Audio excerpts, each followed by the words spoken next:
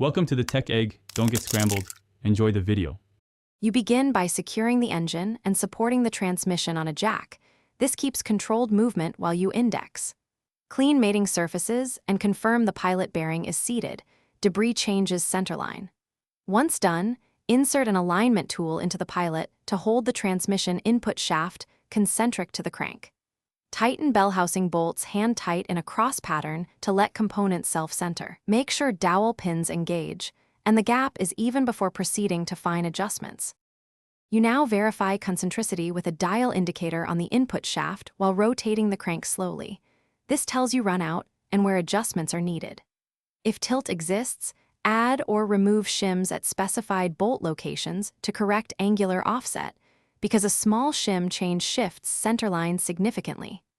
Tighten bellhousing bolts in incremental steps to recommended torque, then remeasure runout. Repeat shim adjustments and retorquing until runout falls within tolerance.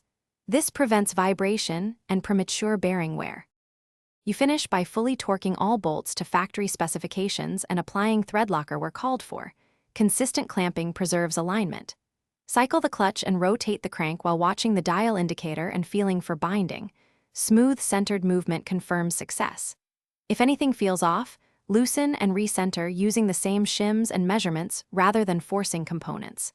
One key troubleshooting tip: if vibration persists, recheck dowel pin engagement and repeat dial indicator checks. Misaligned dowels are a common hidden cause of runout.